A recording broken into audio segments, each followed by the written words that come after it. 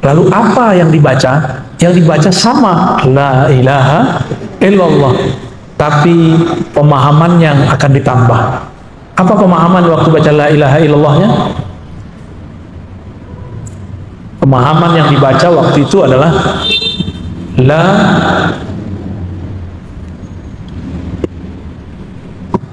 tidak ada yang memperhatikan, yang mengawasi kecuali Allah. Tidak ada yang memperhatikan, tidak ada yang mengawasi kecuali Allah.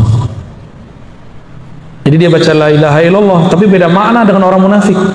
Orang-orang munafik baca la ilaha illallah, lidahnya baca, pikirannya kemana-mana. Tapi kalau ahli qalbu ini baca la ilaha illallah, dalam hatinya dia merasa dilihat oleh Allah. Lebih dulu merasa dilihat atau bacaannya yang lebih dulu? Bisa dua-duanya, Pak. Bagi yang belum ada rasa itu, baca aja dulu. Kita baca la ilaha illallah, tiada yang memperhatikan aku kecuali Allah. Ini zikir dapat menghancurkan riya. Ini zikir dapat menghabiskan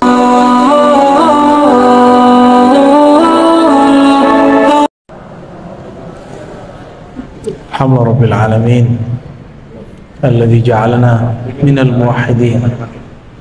Asyhadu an la ilaha illallah, asyhadu anna Muhammadan abduhu rasuluh.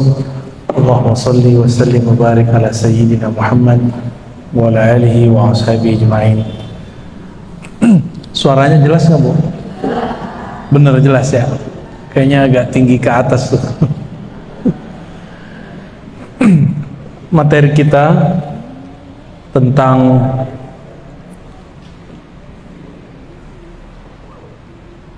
tauhid ya. Gimana judulnya? Ma'rifat muwahhidin. Ma'rifatnya ahli tauhid. Untuk itu mari kita mulai dengan membaca Al-Fatihah. Semoga Allah membuka pikiran hati kita semua untuk mendapatkan ma'rifat, pengenalan kepada Allah. Al-Fatihah. A'udzubillahi minasyaitonir rajim. Bismillah. Ya na'budu wa nasta'inu.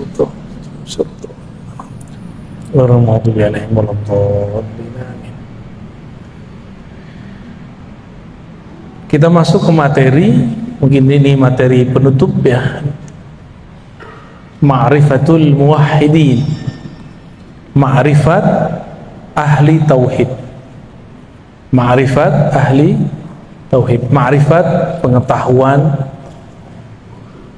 al-muwahhidin, orang-orang yang bertauhid kepada Allah Subhanahu wa ta'ala ya. Pakai ini tes sama aja. Gimana? Sama nggak? Ya, ya telinganya aja yang agak dipasang ya. Saya pelan-pelan insya Allah ya. Ayat tauhid yang paling sering dibaca dan sudah dihafal bahkan oleh anak kecil itu surat Al-Ikhlas. Qul huwallahu ahad. Itu dalil pertama kita. Katakanlah dialah Allah ahad. Ahad itu Esa. Esa masih bahasa Sanskerta. Mungkin kita turunkan ke bahasa kita. Tunggal masih bahasa sana juga. Turunin lagi satu. Tapi satu dengan tunggal itu ada sedikit perbedaan. Kalau satu masih ada duanya, tapi kalau tunggal nggak ada nomor duanya. Tunggal nggak bisa dibagi dua. Esa tunggal itu sama, tidak bisa dibagi dua. Kalau satu bisa 1,5, bener. Kalau satu itu 2 kurang 1, 1. 3 kurang 2, 1. Tapi kalau tunggal nggak begitu. Itu beda secara bahasa ya. Selama ini kita sering mendengar kata tunggal, Esa. Barangkali kita menyamakannya dengan kata satu. Makanya Allah membedakan namanya Ahad dengan Wahid. Ada wahid gak bahasa Asmaul Husnanya? Ada gak? Wahid artinya yang maha pertama. Kalau ahad, yang maha tunggal, yang maha esa. Maka Pancasila nomor pertama, ketuhanan yang maha esa, yang memenuhi syarat cuma umat Islam. Ada yang agak mendekati Yahudi, tapi Yahudi kan bukan agama resmi. Ada yang sedikit mendekati, yaitu Nasrani yang Unitarian, yang menyembah satu Tuhan. Ada lagi yang mendekati, yaitu Hindu murni.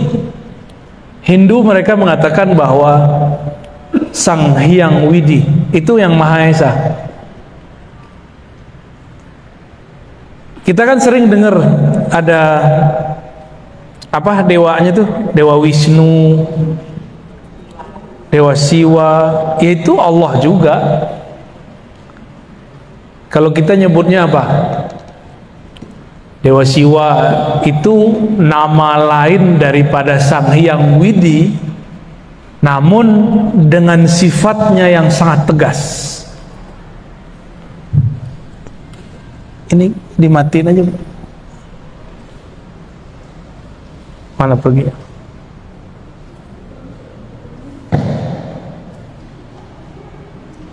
Ya.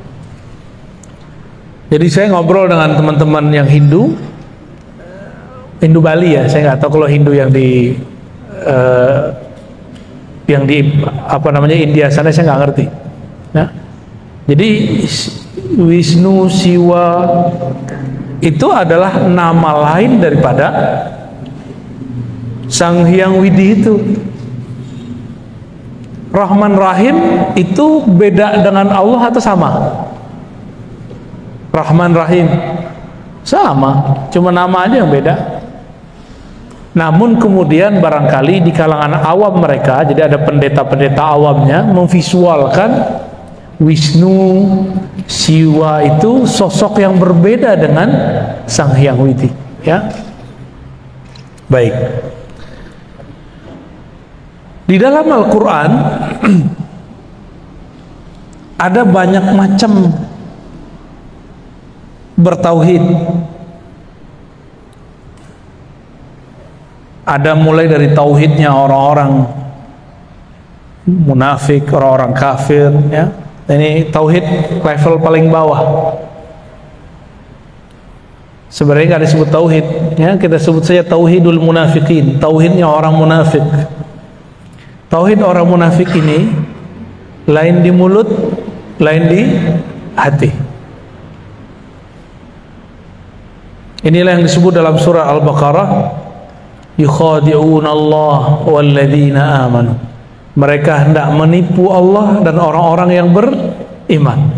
Lidahnya bilang la ilaha illallah, kalbunya tidak. Ini tauhid apa namanya? Tauhid munafikin.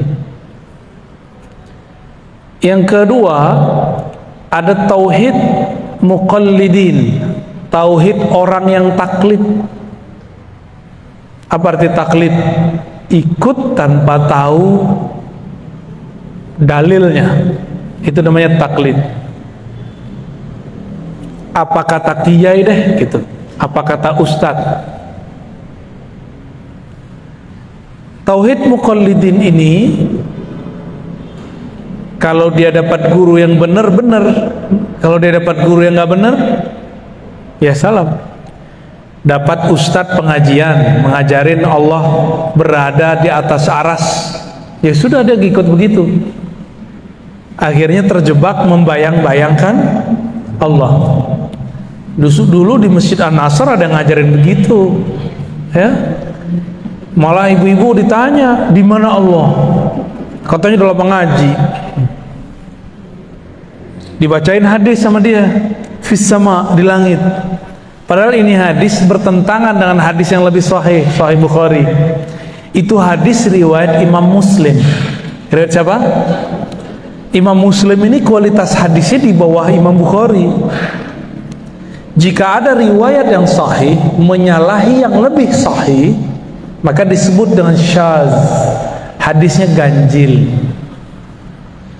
Dalam Sahih Bukhari bab mengenai Isra Mi'raj, Nabi ketika naik ke langit, langit pertama, kedua, ketiga, keempat, kelima, ketujuh, tidak bertemu Allah. Bertemunya siapa? Para nabi. Sedangkan hadis ini mengatakan fis sama. Di manakah Allah wahai budak? Si budak mengatakan Tuhan Allah di langit. Berarti keliru dia. Riwayatnya keliru.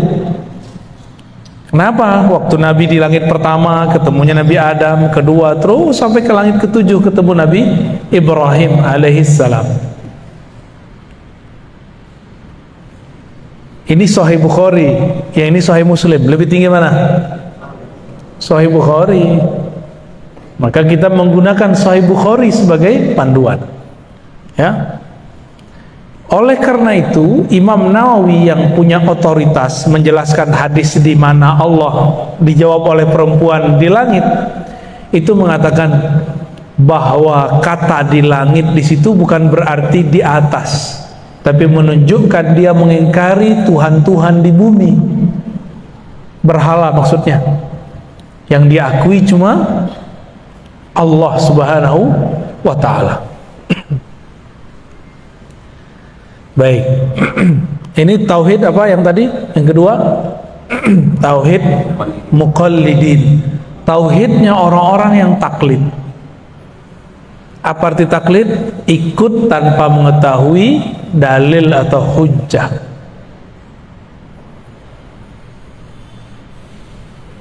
Nah, yang ketiga,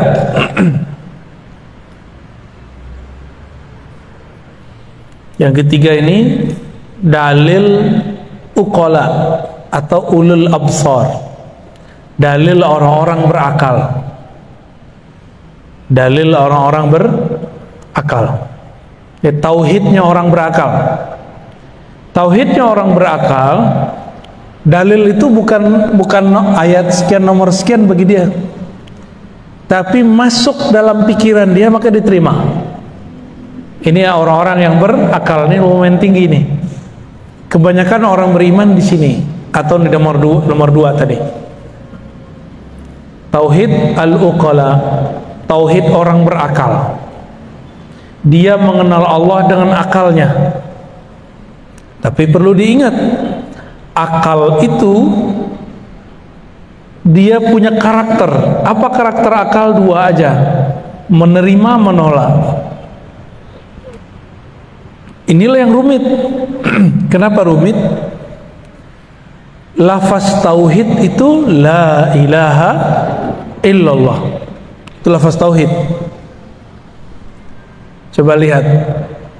Ya, la, surat Muhammad ayat 19. Fa'lam annahu la ilaha illallah. Ketahuilah bahwasannya la ilaha. La ilaha artinya tiada Tuhan. Itu namanya menolak. Illallah, kecuali, itu namanya menerima. Bahasa Arab menolak itu nafi. Kalau menerima, menetapkan, bahasa Arabnya isbat. La ilaha nafi, illallah isbat. Coba pakai bahasa Indonesia tadi. La ilaha menolak semua Tuhan. Kebayang Tuhan apa aja buang. Wah, bukan Tuhan saya, bukan Tuhan saya, bukan Tuhan saya. Tuhan itu bukan berarti sesuatu yang kita sembah-sembah aja, bukan. Yang kita yakini menyembuhkan, yang ngasih rezeki. Itu disebut Tuhan. Kalau terbersit dalam hati, yang menyegarkan itu air. Nih saya minum nih, lalu saya meyakini yang menyegarkan air, berarti sudah nambah Tuhannya. Jadi kita minum tapi tidak meyakini air yang menyegarkan. Allah lah yang menciptakan kesegaran di dalam itu. Gitu. Minum obat. Ada nggak orang minum obat nggak sembuh-sembuh? Ada banyak. Nih depan saya banyak yang minum obat nggak sembuh-sembuh. Bener. Ini umur-umuran ibu-ibu ini kan, bapak-bapak ini sudah umur-umur ya sisa-sisa sehat, banyak sakitnya. Ya, bener ya. Penyakit itu ada di darah, Bapak Ibu. Nabi diperintahkan oleh Allah ketika naik ke langit ketujuh, apa kata Allah lewat Sayyidina Jibril, sampaikan ke umatmu, berbekamlah kalian. Maka ibu berbekam ya, mumpung masih ada darahnya. Ntar udah meninggal udah gak ada. Yang dibuang kan darah kotor. Oh sakit itu kan fisiknya. Nanti enaknya panjang. Bangun tidur pada berat nggak punggungnya? Kebanyakan. Ya itu ciri-ciri darahnya nggak bener itu. Sama dokter kan main kasih obat aja, obat pencair darah. Ini berbahaya ibu kalau keseringan. Kurangi dulu obat itu, baru berbekam. Nabi ngobatin tanpa obat, dibuang darahnya. Itu nggak bisa diapa-apain tuh darah. Caranya dikeluarin, udah gitu aja, nggak bisa lagi. Ada dua perbedaan dalam Tibbun Nabawi itu. Ada pengobatan membuang darah kotor, ada mengeluarkan darah seger. Darah seger namanya fasdu. Apa namanya? Cuma sampai sekarang saya pun belum berani.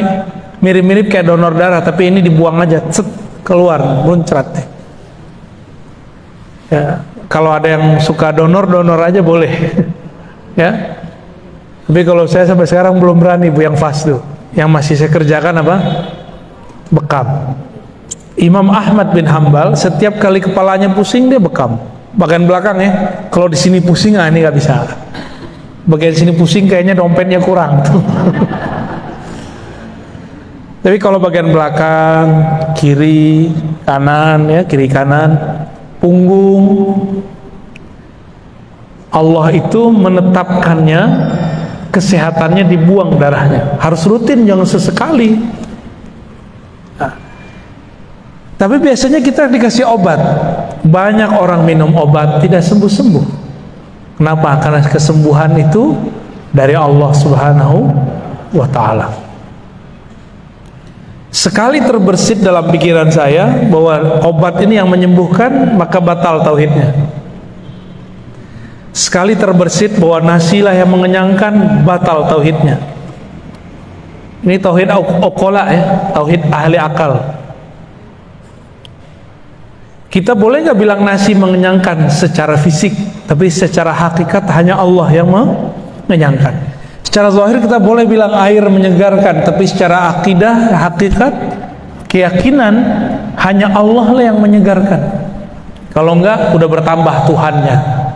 Nah ini berbahaya ya. Bapak ibu mungkin sebagian, kalau yang ibu-ibu ini rezekinya lewat suami. Kalau bapak-bapak ini mungkin bekerja sendiri. Itu cuma asbab aja. Banyak kok orang kerja nggak dapat duit juga ada. Berarti rezeki bukan lewat itu. Ada orang yang dia udah capek-capek kerja di A, dapat rezekinya di B. Bener nggak? Itu banyak sekali. Udah daftar, nggak jebol-jebol. Tahu-tahu jadinya dia mandiri, ya. Ini tauhid uqala, tauhid orang berakal. Dia pakai akal deh. Nah, maka orang ini kalau baca la ilaha Allah, akalnya yang main. La ilaha illallah, tiada yang menyembuhkan kecuali Allah, tiada yang berbuat kecuali Allah. Itu yang dia lihat. Tiada yang menyegarkan kecuali Allah. Tapi di sini belum jadi rasa, masih teori. Ini boleh kita sebut dengan tauhid orang yang masih berteori. Ya, yang nomor 3 nih. Yang nomor 4, nah ini sudah mulai masuk kepada qalbu. Saya menyebutnya tauhid muraqabah. Tauhid apa namanya? Muraqabah itu merasa dipandang oleh Allah yang Maha Esa, merasa diawasi, merasa diperhatikan gitu. Ini gimana caranya mencapai itu? Yang merasakan dipandang, diawasi itu bukan akal, tapi kolbu. Maka untuk mencapai rasa itu, mencapai tauhid ini, harus mengaktifkan zikir kolbunya. Dulu sebagian besar ibu-ibu sudah saya ajarin zikir ya, diamalin gak tuh? Iya, katanya mau belajar zikir, kita ajarin zikir nggak diamalin. Ya, besok saya nggak ajarin lagi bu. Mahal itu bu zikirnya, saya dapatnya kemana-mana itu, bertahun-tahun saya ngamalin itu. Zikir kolbu, udah dikasih tekniknya, udah dikasih ini cara ngamalinnya, udah kita kasih fasilitas, nggak mau ngamalin juga, ya sudah, nggak akan pernah naik sampai kepada makom yang ke-4. Nah nanti tanya sama Bunda Tina ya, ini kayak gimana zikir yang mana sih? Itu pasti nanya tuh, pada bengong. Dulu mewek-mewek dari zikir.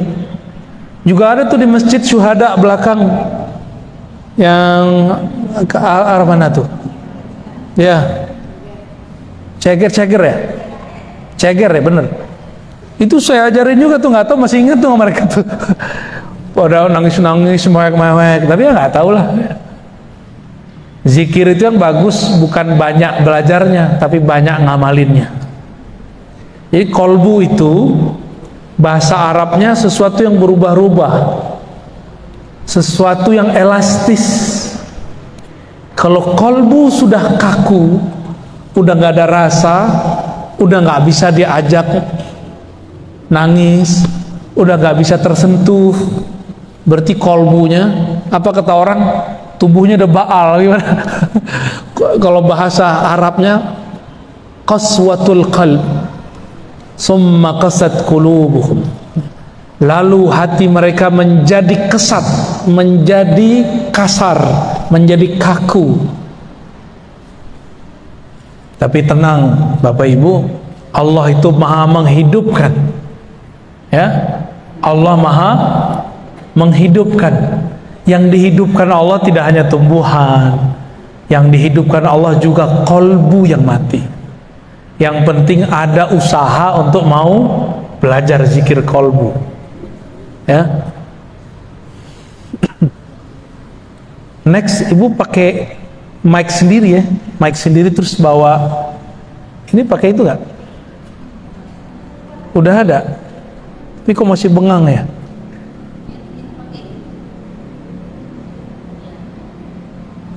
Coba bisa nggak tuh? Ya. Tes. Gimana? Keras. Ekonya dikurangin. Kita bukan lagi mau gedangdut.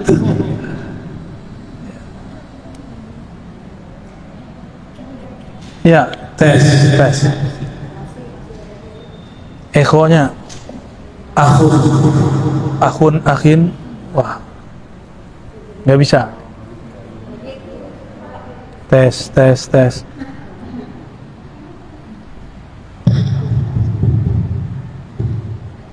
Bismillah. Ya, oke, baik. Lebih jelas ya. Ya, biar sayanya juga nggak terlalu banyak ngeluarin suara, energinya capek juga. Baik. Jadi tauhid yang keempat ini gimana tauhidnya? Tauhid muraqabah. Tauhid muraqabah di mana tempatnya? Kolbu. Kolbu itu apa yang dia rasakan? Dipandang, diawasi, diperhatikan.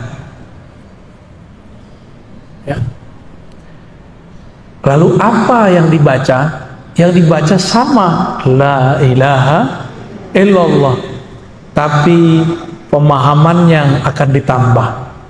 Apa pemahaman waktu baca la ilaha illallahnya? Pemahaman yang dibaca waktu itu adalah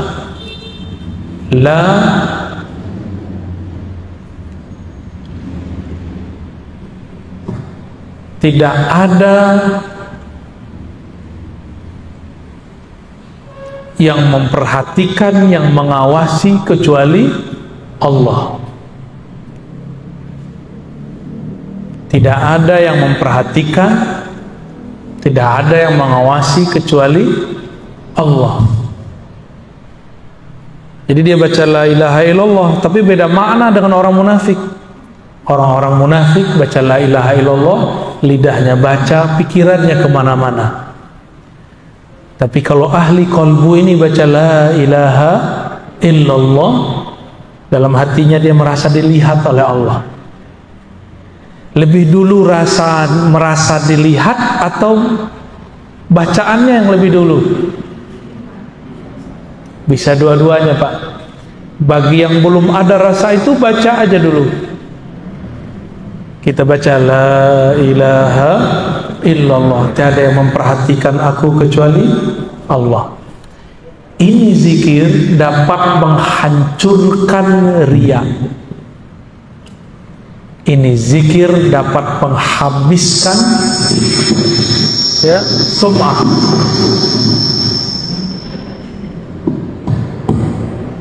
Ada angin puting beliung.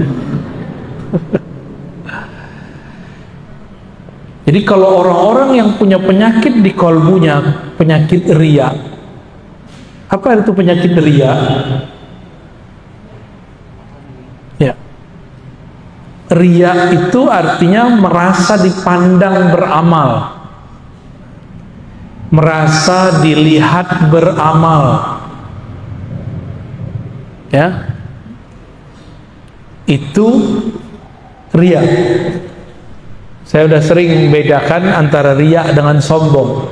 Sombong itu merasa diri kita sesuatu, itu sombong. Kalau riya merasa amal kita sesuatu. Yang bangun masjid ini nih, itu diintai terus sama setan. Setan ingin menggoda dia, menyinggung dia, membuat dia sakit hati, sampai dia kemudian ngomong, kalau enggak karena saya masjid ini enggak jadi, gitu. Itu yang lagi diintai-intai sama setan. Kalau ibu-ibu pengajian, itu setan ngomong gini, kalau bukan saya yang urus, ini majelis gak jalan. Kalau terbersit itu, maka ini berbahaya.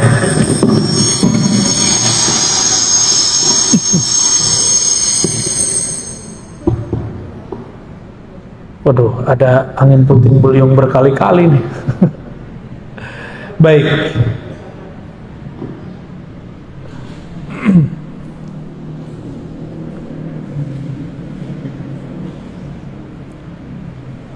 Untuk sampai ke sini, maka coba lihat surat Ali Imran ayat 2. Alif Lam Mim, Allahu la ilaha illa huwal hayyul qayyum.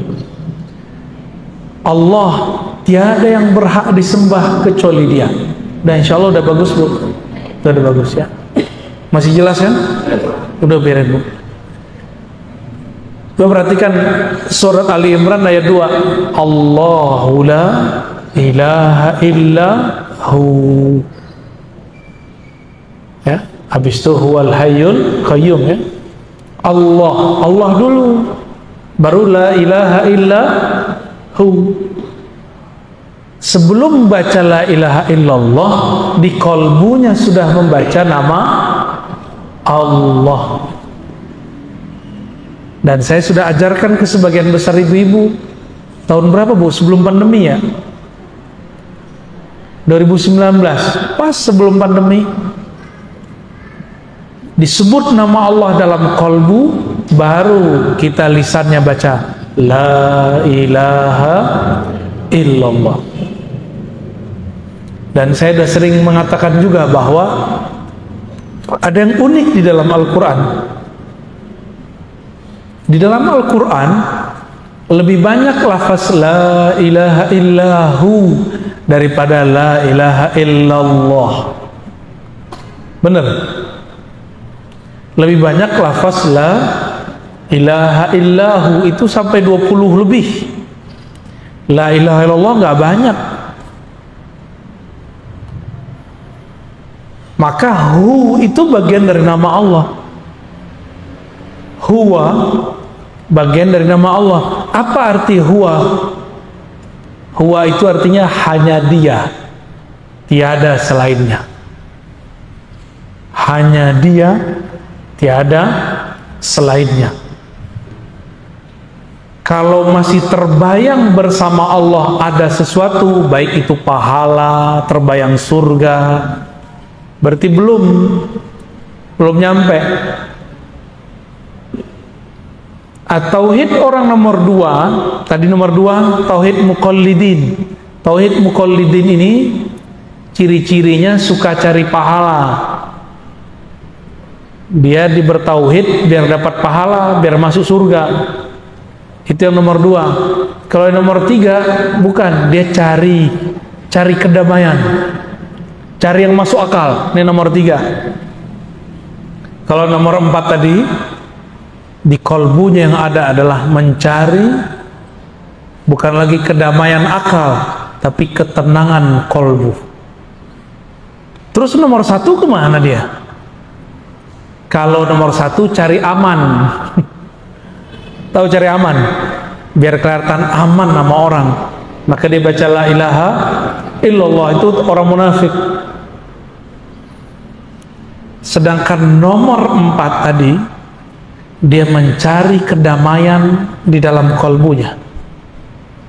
Maka sebelum zikir la ilaha illallah, sebutlah nama Allah di kolbu. Cari ahli zikir, belajar kepada mereka bagaimana cara nyebut nama Allah di dalam kolbu. Bagi yang belum belajar talqin zikir ya, sebut nama Allah di kolbu, baru baca la ilaha illallah. Jadi kenapa kebanyakan orang kalau zikir tidak ada rasa di kolbunya? Karena kolbunya kosong, kolbunya belum dibacakan Allah. Makanya dalam ayat ini dimulai dari Allahu la ilaha illahu. Baca dulu Allah di kolbumu, isbat. Kalau nomor 3 tadi, orang berakal, nafi, isbat. Ditiadakan Tuhan, lalu diterima hanya satu Tuhan, yaitu Allah. Kalau yang nomor 3 lain, isbat dulu, baru nafi, baru isbat gitu. Tetapkan dulu nama Allah dalam kalbu, keyakinan kepada Allah dalam jiwa, baru katakan tiada Tuhan. Tiada Tuhan, ini nafi, menolak. Illallah, kecuali Allah, menerima, isbat lagi. Jadi kita kalau ulang, isbat, nafi, isbat. Kalau yang nomor 3 tadi apa? Nafi, isbat. Pakai bahasa Indonesia. Nomor 3 tadi menolak lalu menerima atau menetapkan. Kalau nomor 4 menerima lalu tolak semua Tuhan, lalu kuatkan lagi, terima hanya ada satu Tuhan, Allah Subhanahu wa ta'ala. Ustadz, Buya, Kiai, Syekh, kata orang, masa nyebut Tuhan? Kan gak boleh nyebut Tuhan. Saya mau tanya, mana dalil yang melarang menyebut kata Tuhan? Ada nggak? Jangan ikut-ikutan. Kita sudah ngaji tauhid dari kemarin-kemarin, bahwa kata Tuhan itu terjemahan dari 2 lafaz, Rabb dan Ilah.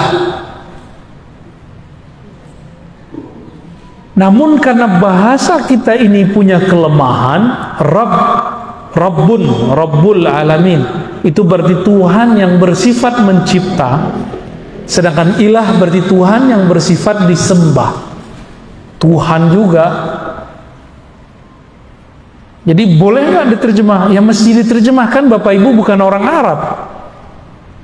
Mukanya mungkin sebagian ada yang Arab, tapi Arab maklum. Ya, aja ngomong bahasa Arab dikit bingung. Gak usah sok-sokan Arabisasi. Terjemah aja. Kalau Arab, Arab aja. Kalau bahasa Arab, ayo ya kita jabanin. Tapi kan pusing nanti kalau menjelasin pakai bahasa Arab. Udah dijelasin pakai bahasa Indonesia aja pusing. Bener gak? Ini maksudnya apa sih? nafi, isbat. Isbat, nafi, isbat. Itu kan pusing kan? Ya. Itu baru beberapa istilah kita pakai. Ya. Jadi bolehkah menyebut kata Tuhan? Boleh. Oh, Tuhan itu pimpinan para dewa. Mana kamusnya ngomong begitu? Ngomong pakai kamus. Jangan-jangan dia asal-asal sebut ya. Kalau bahasa Indonesia kamusnya KBBI, bukan Ustadz kamusnya. Itu namanya cocok logi. Kamus cocok logi. Nggak begitu cara kita beragama, berbahasa. Bahasa ikutin bahasanya, ya.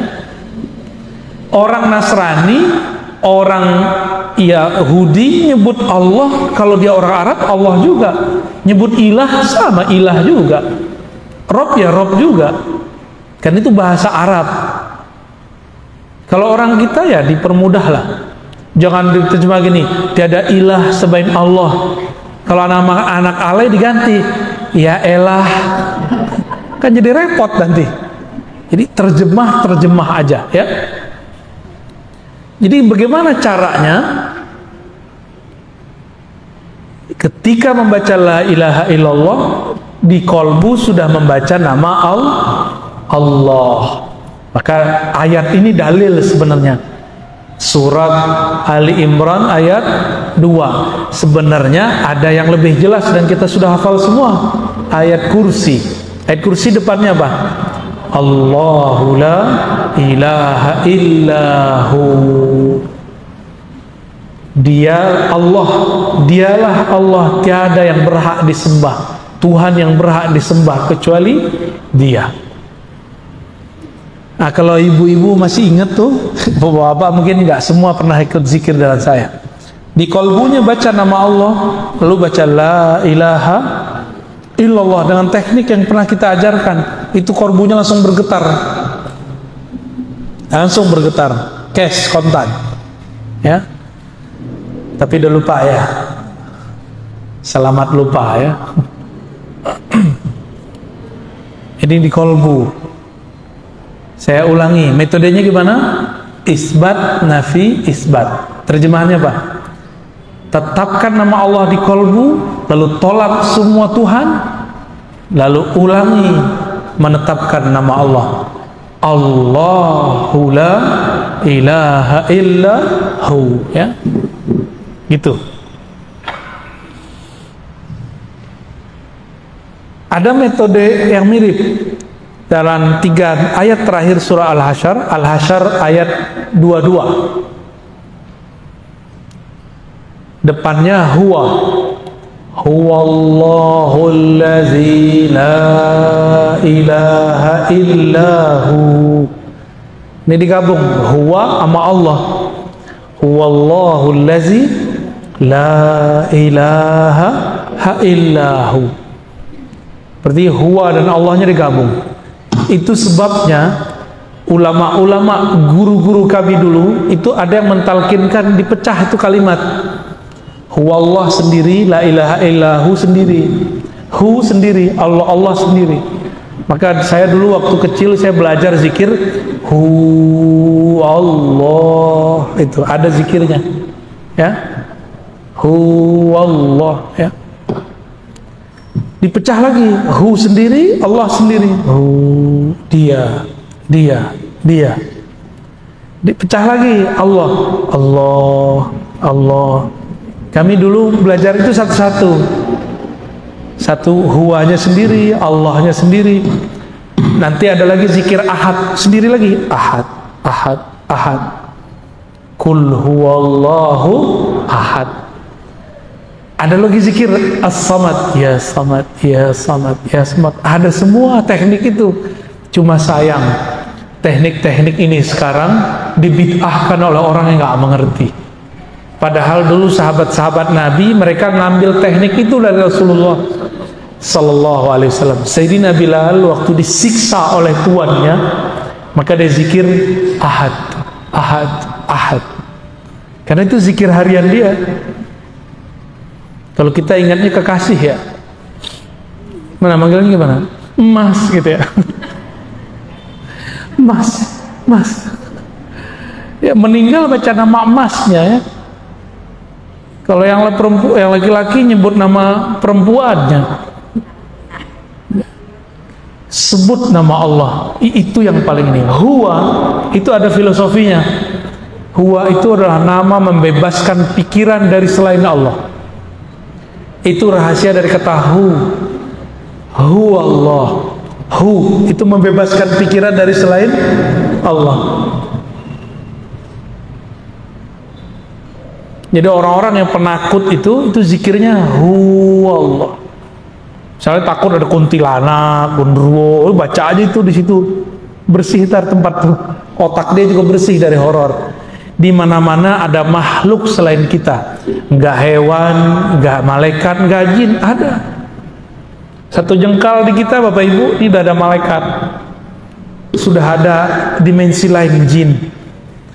Jadi kalau orang bilang rumah saya berpenghuni, ya iya, penghuninya kamu satu. Yang kedua, ada malaikatnya kalau di situ ada sholat zikir, ada silaturahim. Yang ketiga, ada jinnya. Kalau itu rumahnya muslim, maka jinnya muslim. Jin muslim tinggalnya di genteng, Bu, atau di atap itu ditinggalnya. Kalau kita habis makan, tulang-tulang kita taruh, itu dimakan sama dia. Ya, kelihatan sama jin itu ada dagingnya. Jadi tidak benar kata teman saya, ruqyahnya tidak syar'i, ngakunya syar'i. Apa kata dia? Kalau jin itu makan asap. Asap apa? Asap menyan. Ya salam, itu mau fitnah jin itu. Itu jin kalau denger, udah keselnya banget tuh. Lah masa kita ini makan asap ya? Nggak ada jin makan asap ya? Pernah dengar nggak begitu? Nggak boleh pakai menyan. Lah di zaman dulu mana ada parfum misik namanya, orang dulu nyebutnya menyan, dibakar, sama kayak bahasa Arabnya bukhur. Bukhur kan dibakar juga, sama. Mungkin kita ngelihat ada orang Hindu Buddha atau orang-orang penyembah berhala bakar dupa. Dupa itu nggak ada urusannya sama jin atau enggak. Itu masalah orang yang bakarnya. Ya.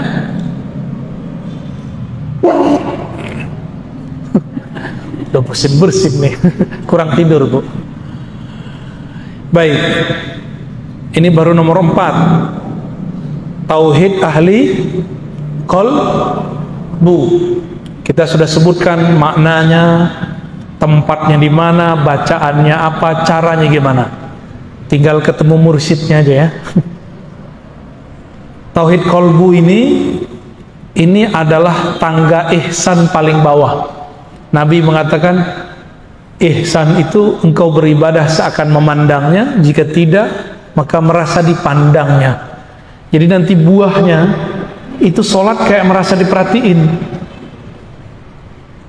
Tapi kalau belum, ya udah zikir yang Allah aja dulu, atau huwa Allah aja dulu, ya itu cukup kok. Naik lagi, apa nih zikirnya? Boleh disebut zikir mukhatabah, zikir dialog. Disebut tauhidnya tauhid musyahadah, tauhid memandang Allah subhanahu wa ta'ala. Tauhid memandang Allah. Allah bisa dipandang nggak sama ini? Bisa dipandang dengan mata nggak Allah? Dengan akal? Enggak juga. Dengan kolbu? Enggak juga. Maka tidak ada namanya kolbu memandang Allah, itu nggak ada. Kolbu dipandang oleh Allah. Innallaha yanzuru ila qulubikum. Allah memandang ke dalam kolbumu, bukan kolbu memandang Allah. Ya. Lewat mana Allah memandang kolbu? Nah, ini yang disebut nanti tauhidnya, tauhid musyahadah. Ini ilmunya rahasia, tapi saya sebut saja. Sebut pembukaannya aja. Ini tempatnya pada ruh. Tempatnya ada pada ruh. Masih ingat ada ayat surat Zariyat wa fi anfusikum afala tubsirun. Di dalam dirimu apakah engkau tidak memandang? Tauhid qalbu tadi yang nomor 4, dia merasa dipandang. Lewat mana dia dipandang? Lewat ruh. Ruh itulah yang memandang dia, maka dia merasa diperhatikan. Ruh ini siapa yang memandangnya? Itulah Allah yang meniupkan ruh. Kita ini di dalam diri ini ada unsur selain tubuh ini. Saya sudah buat kajian ini berjilid-jilid, ya, dan berulang-ulang. Surat Shad ayat 72, surat Al-Hijr ayat 27, surat Sajadah ayat 7 sampai 9. Intinya sama. Allah mengatakan, aku ciptakan tubuh jasad manusia dari tanah. Setelah tubuh jasadnya sempurna, maka aku tiupkan rohku. Maka Allah membedakan antara mencipta dengan meniupkan. Tubuh kita ini dicipta, tapi ruh kita ditiup. Bagaimana cara Allah meniup? Allah yang maha tahu. Ruh yang ditiupkan itulah yang dapat izin memandangnya. Karena ruh itu adalah tiupan dari dia juga. Hanya dialah yang bisa memandangnya. Maka Allah pinjamkan kepada ruh itu kembali cara memandang Allah. Nah, jika ruh kita memandang Allah, disebut dengan tauhid rububiyah. Ini beda dengan rububiyah kelompok sebelah, ya. Beda, Bapak Ibu. Tauhid apa namanya? Jika ruh kita memandang kepada Allah, disebut tauhid apa? Rububiyah. Apa artinya? Memandang peran Allah dalam keragaman alam semesta. Apa tauhid rububiyah? Memandang peran, tambahin, memandang peran keesaan Allah dalam keragaman alam semesta. Ngerti nggak maksud itu? Allah itu esa. Ibu lihat ada pohon, ada kita, ada langit, ada bumi. Dalam memandang itu semua, kita punya keyakinan bahwa semua ini diciptakan dengan kunnya Allah. Nah, maka ini tauhidnya, lafaznya ada pada kun fayakun. Ya, apa lafaz tauhidnya? Kun fayakun. Kalau diurai jadi la ilaha illallah, la ilaha illallah, apa maknanya? La qudrata wa la iradata illallah. Itu cara ngurainya. Tiada kudrat, tiada iradat, tiada kuasa, tiada kehendak, kecuali semuanya adalah kehendak dan kuasa Allah Subhanahu wa ta'ala. Ini nama tauhidnya apa? Tauhid rububiyah. Jadi bagi kita, tauhid rububiyah ini bukan sesuatu yang berbeda dengan uluhiyah, dipisah-pisah terus bertentangan, enggak. Rububiyah ini satu paket dengan uluhiyah. Ini cuma beda makom. Oleh kelompok sebelah beda. Bagi mereka tauhid rububiyah itu tauhidnya orang musyrik. Tauhid selain kelompok mereka. Bahkan disamakan tauhid musyrik, tauhid filosof, tauhid ahli kalam, tauhid kelompok yang berbeda dengan dia. Kelompok Asy'ariyah disebut cuma sampai rububiyah, Sufi cuma sampai disebut dengan rububiyah. Ini gak adil. Jadi kelompok sebelah nyebut rububiyah itu gak adil. Dan aneh, kok disebut tauhid orang musyrik? Loh, ada emang tauhid orang musyrik? Musyrik artinya apa musyrik? Menyekutukan Allah. Tauhid mengisahkan Allah. Nyambung nggak? Tauhid musyrik nyambung nggak? Nggak nyambung, ya. Jadi tauhid rububiyah versi kita berbeda definisi dengan tauhid rububiyah versi kelompok yang menganggap kita ini sesat. Kita sih nggak anggap mereka sesat, cuma anggap kita berbeda. Udah, ya. Kita beda, bro, gitu ya. Anda sesatkan kami, urusan Anda. Tapi kami tidak ada urusan dengan itu. Urusan kami tauhid rububiyah, mengesahkan Allah dalam perannya mengatur alam semesta. Tubuh kita ini banyak unsur nggak? Ada unsur air, ada unsur api, ada unsur tanah, ada unsur udara. Oleh orang Cina ditambahin unsur logam. Ya, tapi bagi kita logam itu bagian dari tanah. 4 unsur. Jadi ini tubuh ini kalau diurai 4 anasir namanya. Ya, 4 anasir. 4 unsur ini, siapa yang kemudian mengatur alurnya dalam tubuh? Inilah yang disebut, masing-masing 4 ini ada alamnya, disatukan oleh Allah menjadi padu. Rabbul Alamin, Alhamdulillahi Rabbil Alamin. Segala puji bagi Allah yang Rabbi, yang memadukan, yang menyatukan alam semesta dalam keesaannya dengan keesaannya. Ya, jadi Allah tetap sendiri meskipun yang diurus banyak.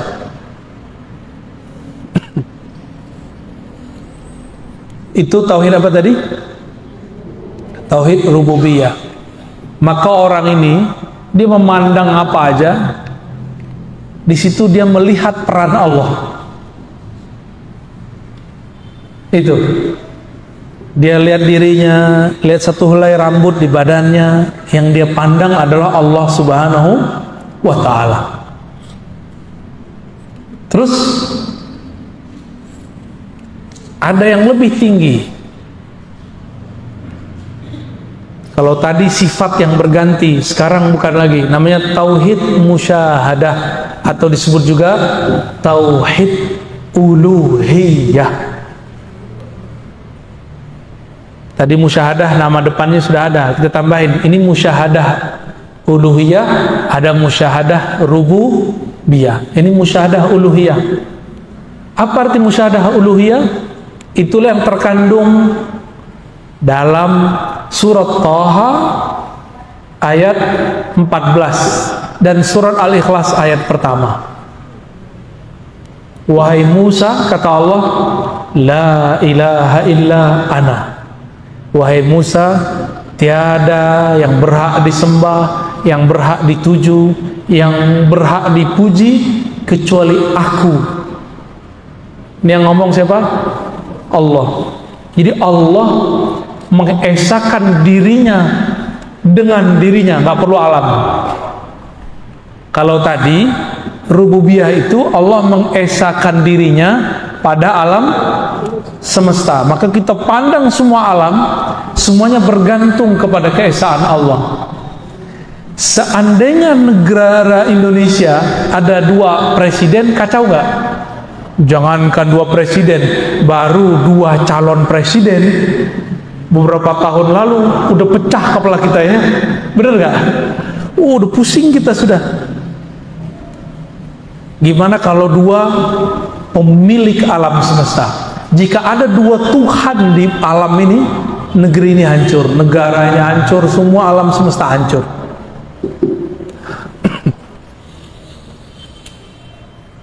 Tauhid musyahadah uluhiyah ini, Allah memandang keesaannya di dalam dirinya, di dalam zatnya.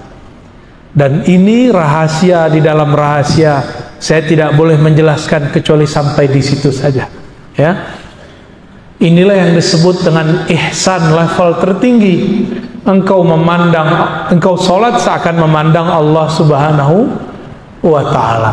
Jadi itu bukan dengan kolbu, itu dengan ruh. Nah, ini beberapa guru, kiai, mursyid itu keliru. Dia sebut memandang Allah dengan kolbu. Itu salah fatal. Kolbu itu masih ada ruangnya, masih ada tempatnya, masih ada arahnya. Allah tidaklah berarah. Dialah yang menciptakan arah. Tidak beruang, karena Allah lah yang menciptakan semua ruang. Ruh itulah. Apa istilahnya tadi? Tauhid ulu. Apa artinya? Allah mengesahkan dirinya di dalam dirinya, nggak ada alam. Ini yang disebut ahadiyah. Qul huwallahu ahad. Allah itu ahad. Di ahad artinya belum ada alam, belum ada aras, belum ada langit, belum ada kursi, belum ada budak perempuan yang nanya di mana Allah, belum ada. Ya, Allah dulu sendiri, sekarang masih sendiri nggak? Masih sendiri. Kalau Allah bilang Allah bersama alam, musyrik. Allah tidak pernah bersekutu keberadaannya, berserikat keberadaannya dengan alam. Maka ayat yang menyebutkan wa huwa ma'akum ainama kuntum, dia bersamamu dimanapun kamu berada, bukan berarti bersama berdua. Saya mau tanya, masih kelihatan nggak bulan cahayanya kalau matahari terbit? Masih kelihatan nggak? Kita ini kegelapan, Allah itu cahaya. Masih ada nggak kegelapan kalau cahaya terbit? Allahu nurus samawati wal ard. Allah lah cahaya langit dan bumi. Kita ini langit bumi yang gelap. Allah cahayanya. Masih ada nggak kegelapannya? Udah nggak ada lagi. Ya. Maka tidak bisa digandengkan antara gelap dan cahaya. Kita ini gelap, Allah terbit dengan nurnya, hilanglah kita. Apa maksudnya? Jika Allah memperkenalkan dirinya kepada hamba, maka habislah hamba. Itulah makna kalam ulama. Siapa yang kenal diri, man arafa nafsahu arafa rabbahu. Siapa yang kenal diri, kenal Allah. Siapa yang kenal Allah, hilanglah dirinya.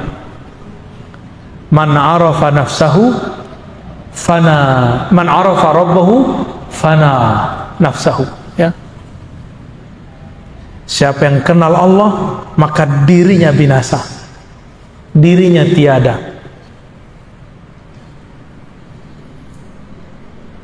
Nah, Nabi Musa waktu beliau meminta bertemu Allah, masih ingat ceritanya?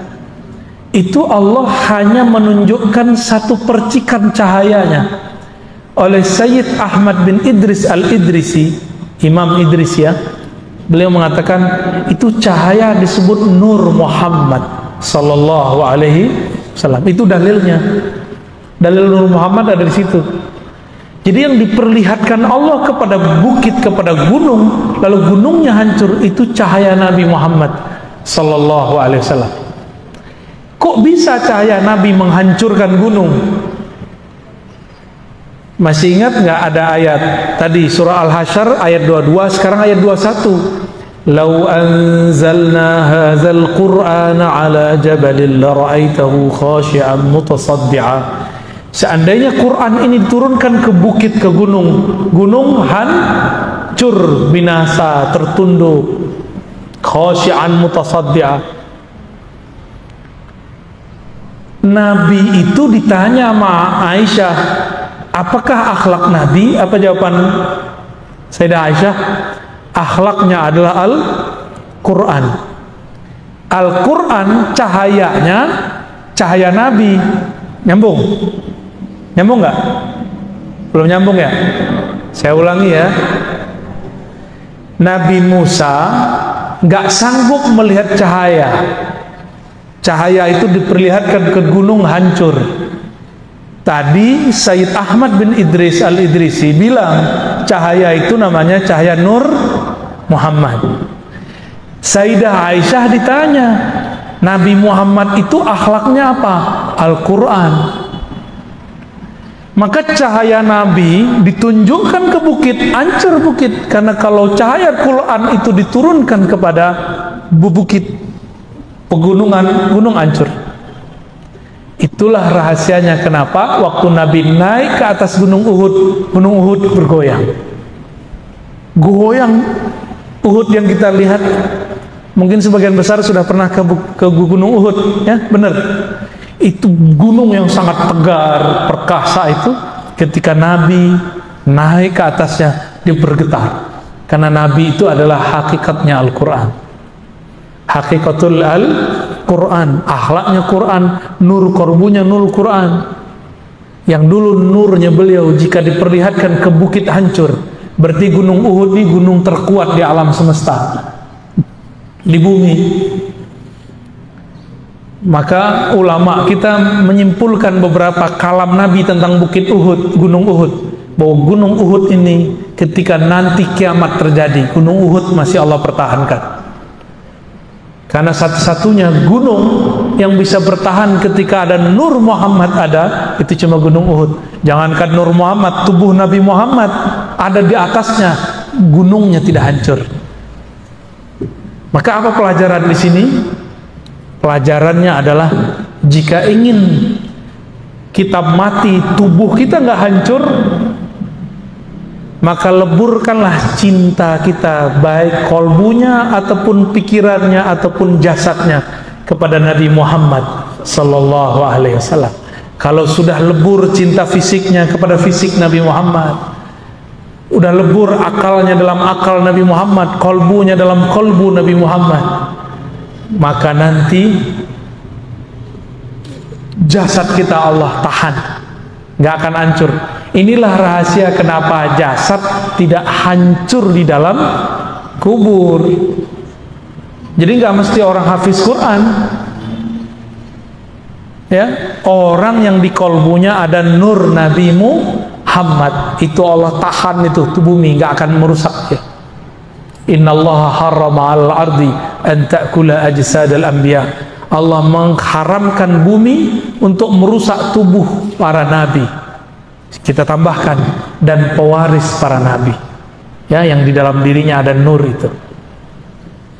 Oke, barangkali itu tauhid, ma'rifat al-muwahhidin, ma'rifatnya ahli tauhid yang bisa kita pakai minimal sampai di level 2, tapi saya tidak menyarankan minimal sampai level 3, ahlul akal minimal, ya. Baru kemudian Allah akan bimbing ke level ke-4 sampai level ke-5. Barangkali itu yang dapat kita sampaikan. Mau tanya jawab? Oke, baik, silakan.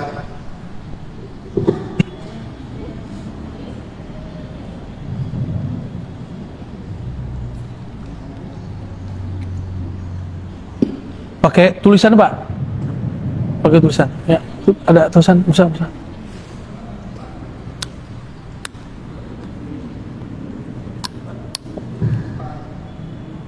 Ya, pakai tulis saja, Pak.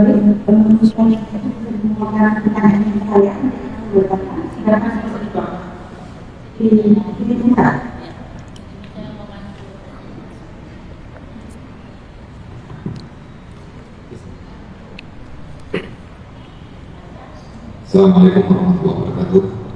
Alhamdulillah wassalatu wassalamu ala Rasulillah. Terima kasih banyak kepada guru kita Buya Dr. Razin Syekh yang sudah memberikan penjelasan tentang ma'rifat al-muwahhidin, ma'rifatnya orang-orang yang bertauhid. Sekarang kita masuk ke sesi tanya jawab. Saya akan pilih pertanyaan-pertanyaan yang sudah diajukan, sudah dituliskan di kertas. Panitia sudah menyediakan jawaban. Kayak mau ujian aja, Musa. Kertas untuk menulis pertanyaan.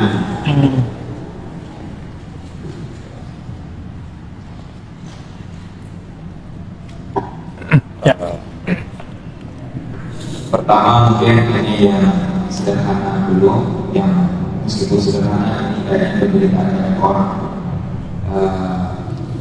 Bagaimana caranya memulihkan kembali kolbu yang sudah kotor? Memulihkan kolbu. Mungkin maksudnya dengan memulihkan kolbu yang kotor itu tahapan untuk meningkatkan kolbunya. Baik. Cara memulihkan kolbu itu mudah, ya. Jika dia kotor, cukup diistighfarkan. Tapi sebutkan apa masalahnya. Ya Allah, ampuni kami, ampuni kolbuku karena habis melihat yang gak benar, habis emosi, habis marah-marah, sebutin. Baru kemudian selesai kita sebutkan semua kesalahan kita tutup. Ataupun dari yang tidak kami sadari, gitu ya, dari kesalahan yang kami ketahui ataupun yang tidak kami ketahui, yang kami sadari ataupun yang tidak kami sadari, gitu. Lalu yang kedua, ini masuk ke hadis Nabi. Nabi mengatakan jaddidu imanakum biqauli jaddidu imanakum, perbaharui imanmu, hadis Imam Ahmad. Lalu sahabat bertanya, bagaimana caranya wahai Rasulullah? Nabi mengatakan, aksiru min qauli la ilaha illallah, perbanyak lafaz la ilaha illallah. Maka dari tadi saya selalu menyebutkan caranya pakai la ilaha illallah, nggak ada lebih, cuma itu caranya, tangganya cuma itu kepada Allah. Seorang munafik pun aman dari status yang berbahaya itu karena lafaz la ilaha illallah, ya. Bedanya kalau la ilaha illallah untuk menyegarkan kolbu, matanya dipejam, ya, pikirannya diistirahatkan, lidah membaca dimulai dengan kolbu dulu yang baca. Itu cara menyegarkan kolbu, ya, barangkali itu. Berikutnya untuk mendapatkan rasa keesaan Allah SWT bila melihat kita Allah tidak mudah, lalu bagaimana cara agar rasa itu ada? Gak usah ngelihat ke gunung, ke pohon, kejauhan, lihat ke kita aja, ya. Bapak Ibu ini saya sering nanya loh di luar, dan pertanyaan ini sering dilupakan. Itu satu helai rambut yang ada di tangan, di kepala, kita yang numbuhin atau Allah? Allah. Sudah dapat tauhid udah. Ini yang sudah ubanan nih, bisa nahan nggak keluarnya uban? Bisa nggak Pak? Nggak bisa. Yang jerawatan, bisa nahan nggak keluar jerawat? Nggak bisa. Di situ aja kita sudah kalah dan kita mengatakan, oh, satu helai rambut pun bukan aku yang berkuasa, tapi Allah lah yang berkuasa. Sudah masuk ke tauhid itu, ya. Saya juga sering nanya, Bapak Ibu punya kuku, manjang nggak? Manjang, bener. Kukunya manjang nggak? Tiap minggu potong. Giginya manjang nggak? Tuh siapa yang nyuruh berhenti gigi kita? Ya Allah, kita aja nggak bisa nguasain gigi, coba. Untung gigi kita nggak kayak kuku.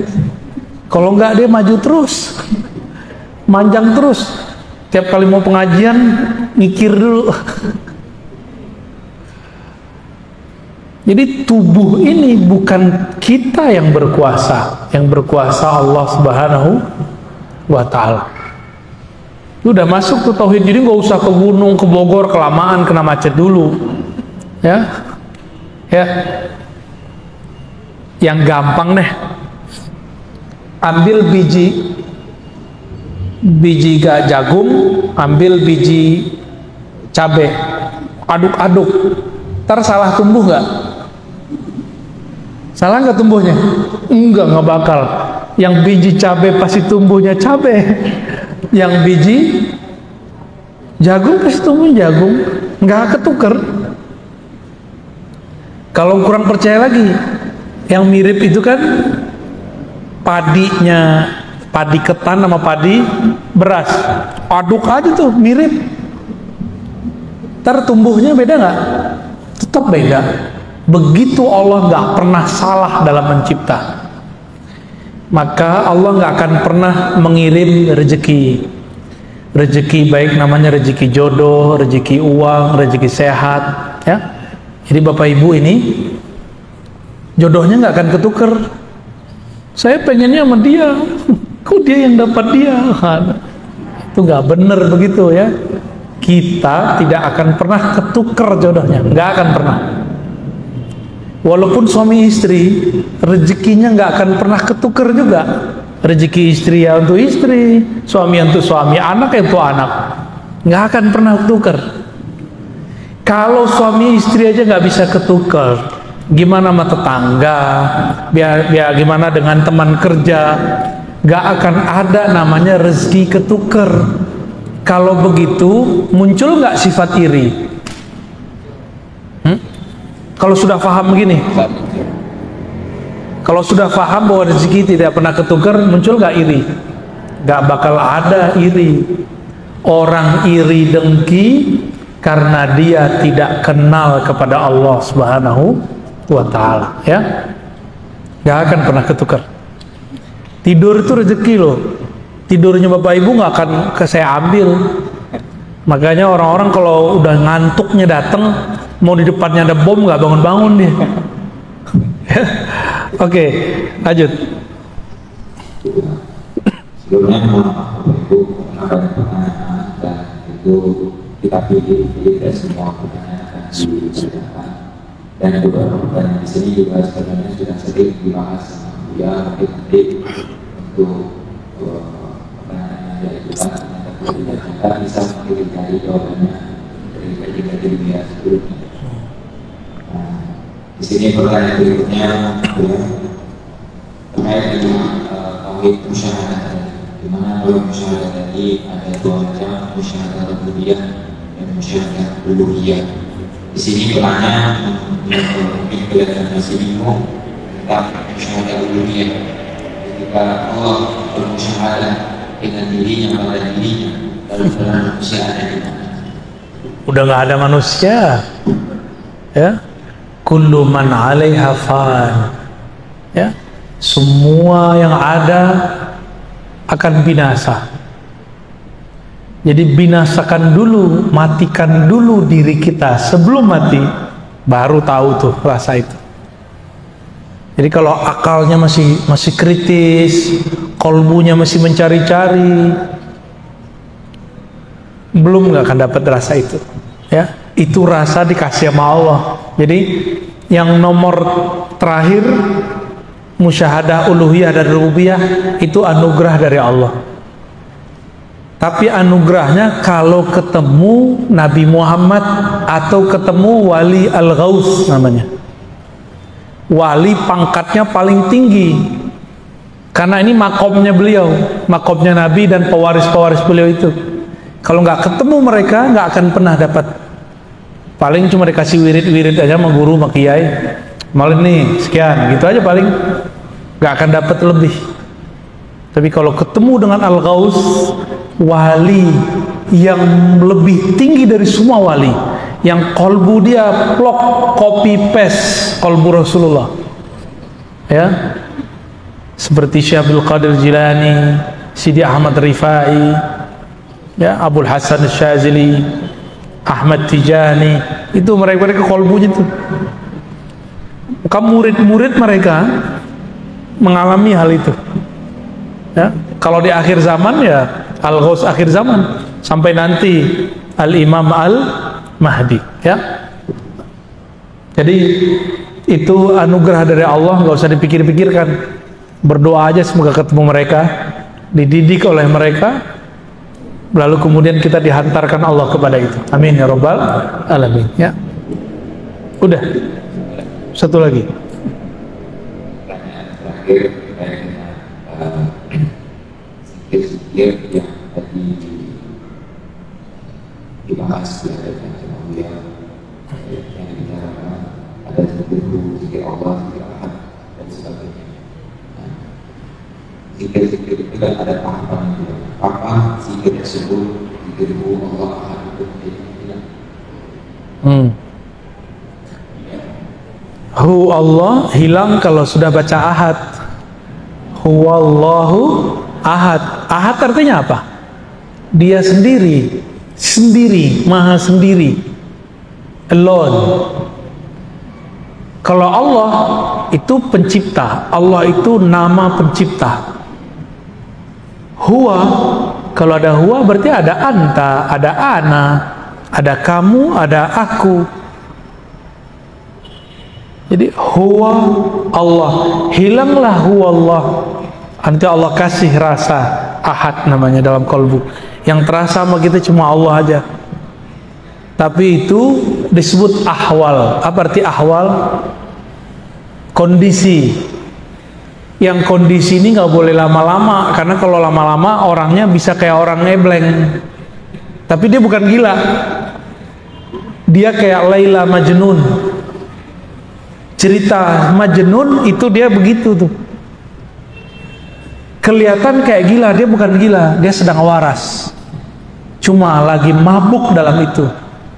Nah, orang kalau mabuk di sini nanti dia menjadi wali majzub. Apa arti wali majzub? Wali yang ketarik akalnya, yang dominan cuma cintanya kepada Allah. Makanya kita ini kalau masih pakai akal semata memahami itu nggak bisa paham. Ada wali-wali yang aneh-aneh. Karena orang-orang kasmaran itu aneh-aneh. Bener nggak? Laki perempuan lagi kasmaran aneh-aneh. Nggak pakai otak dia, agak miring dikit, seakan dunia milik dia dan yang dicintainya doang, ya. Nah, apalagi jatuh cintanya kepada Allah Subhanahu wa Ta'ala, ya. Jadi itu hanya terjadi pada orang yang zikir, para muhibbin, orang-orang cinta kepada Allah Subhanahu wa Ta'ala. Khalas ya? Masih ada? Oh ya, ini kan tawakufan ya, kita sudah 6 pertemuan, bener ya? Nanti Sidi Musa yang ngajar ya. Pakai kitab apa yang udah? Aqidatul Awam sudah? Sama Habib Geis? Belum ya? Habib Geis ngajar apa? Aqidatul Awam. Ya, nanti kitab apa kayak fikih sama Sidi Musa nanti belajar fikih. Ya. Bapak Ibu, beruntung di masa seperti ini kita masih waras, masih mau ngaji, ya. Banyak orang yang nggak mau ngaji sekarang. Padahal obat pandemi ini bukan hanya divaksin, dibawa ke rumah sakit, enggak. Salah satu obatnya adalah mendekatkan diri kepada yang menciptakan alam semesta, termasuk vaksin itu, termasuk pandemi itu. Walaupun zahirnya pandemi itu dibuat oleh sekelompok orang jahat, tapi kan semua izin Allah. Semua izin Allah. Maka saran saya, mumpung masih ada waktu, mumpung belum kena COVID yang paling parah, udah mendekatkan diri kepada Allah. Ya. Bapak Ibu di rumah, nggak di rumah, mati. Ya kan? Ya udahlah, keluar-keluar aja. Orang keluar ke mall masih kita ngaji nggak mau. Lebih bawah ya kalau di mall, di rumah makan apalagi. Itu cuma buat XX doang. Nanti kalau udah makan hilang protokolnya. Sekarang itu kayaknya cuma gaya-gayaan aja. Kalau udah begitu, masa untuk kolbu kita cuma gaya-gayaan doang. Harus lebih serius, ya. Jadi obat dari semua ini cuma satu. Innallaha ma'ana, menghadirkan bahwa Allah bersama kita. Baru nanti muncul inna awliya Allah la khaufun alaihim walahum yahzanun, surat Yunus. Sesungguhnya kekasih-kekasih Allah tidak ada rasa takut di kolbunya, tidak ada rasa sedih yang berlebihan dalam dirinya. Kenapa? Karena kolbunya sibuk menyebut nama Allah Subhanahu wa Ta'ala, ya. Ruhnya sibuk menatap Allah, lisannya sibuk qomat kamit membaca kalimat-kalimat Allah, tubuhnya sibuk menyembah Allah. Udah gitu aja kerjaannya. Niatkan kerjaan kita nyembah Allah. Kalau orang kerja nyembah Allah, mungkin nggak dia korupsi. Jadi di cara sujudnya pekerja, bekerjalah jujur. Itu cara sujud pekerja. Dagang, ya. Jangan korupsi waktu, korupsi uang. Itulah cara sujud orang yang bekerja. Cara sujudnya pemimpin berbuat adil. Jadi kalau ada pemimpin adil, itu oleh orang yang mata batinnya tajam kelihatan tuh sujud. kelihatannya sujud. Kalau guru seperti saya, dosen, itu tulus. Berat tulus itu, Bu. Berat, serius. Amplopnya tipis dikit tuh mulai berkata-kata tuh. Serius. Ini yang kemudian kita digampar-gampar terus sama guru kita dari dulu. Ditata terus. Supaya nggak berubah kolbunya. Mau itu tipis ataupun tebal. Kan dari Allahnya sudah ada. Kan Allah yang ngasih rezeki. Ini para guru nih, kalau paham bab ini, dia nggak akan terlalu galau. Bahkan kalau dia ngajar suatu tempat nggak dikasih honor, dia biasa aja. Pasti di tempat lain dilebihin. Begitu aja terus, ya.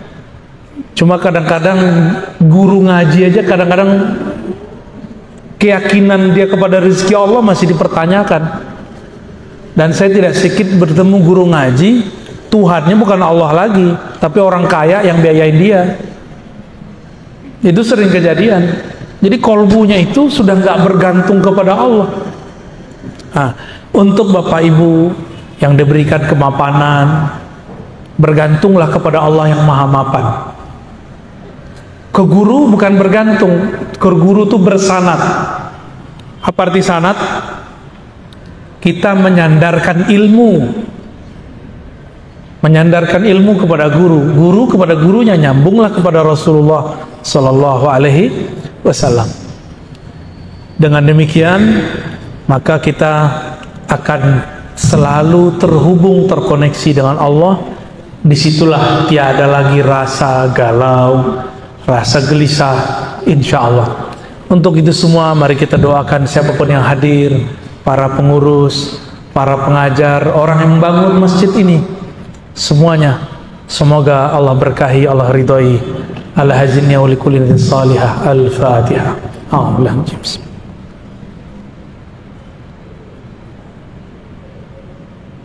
Bismillah.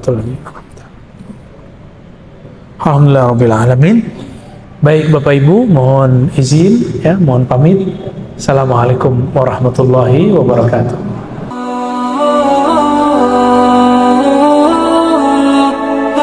Assalamualaikum warahmatullahi wabarakatuh. Alhamdulillahilladzi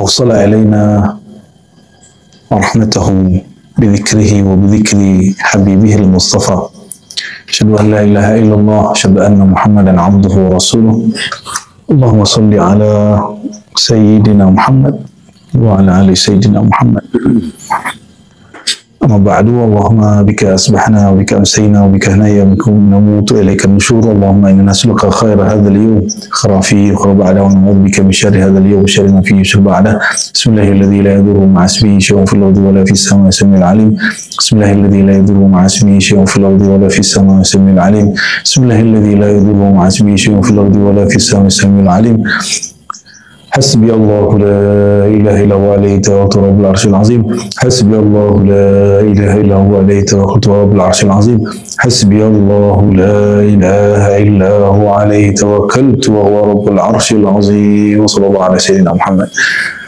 Baik ikhwah saudara sekalian, insyaallah pagi ini kita coba mengambil berkah membedah kitab Manazil As-Sairin.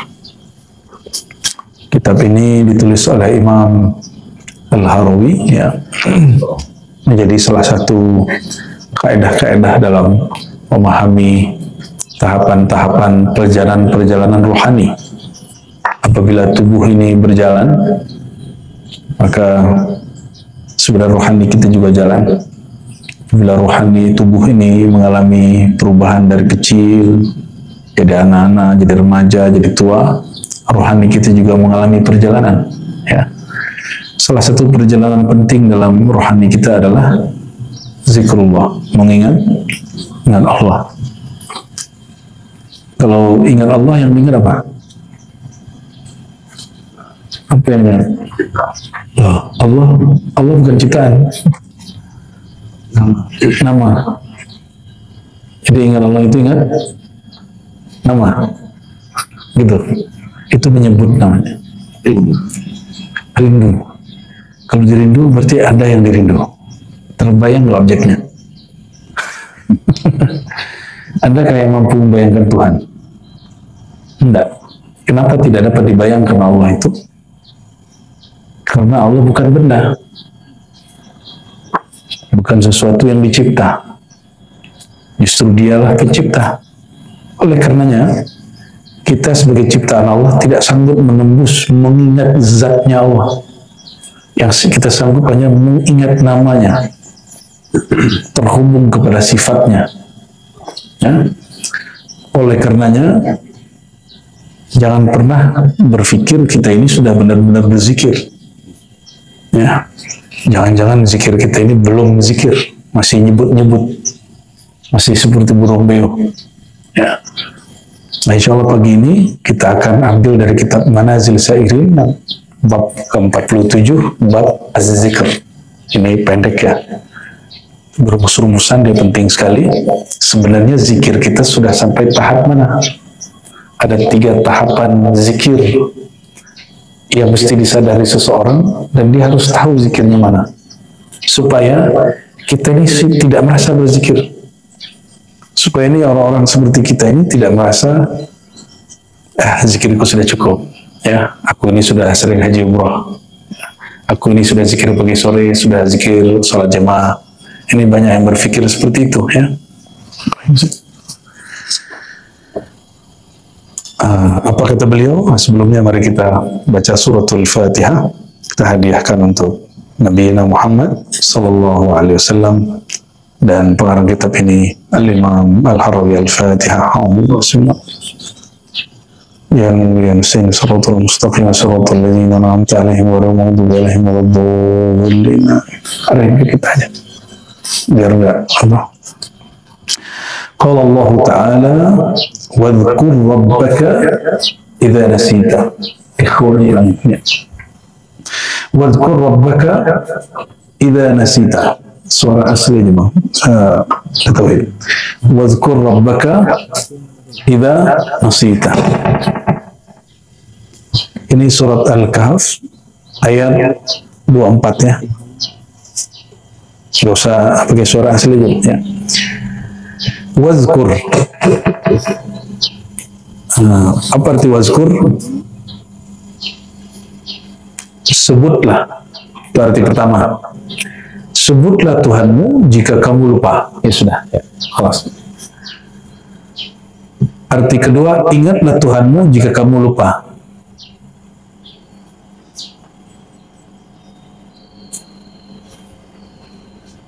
Nah, yang ketiga belum boleh kita terjemahkan karena terjemahannya mengikuti makna rohani. Ya. Wadhkur rabbaka idza nasita.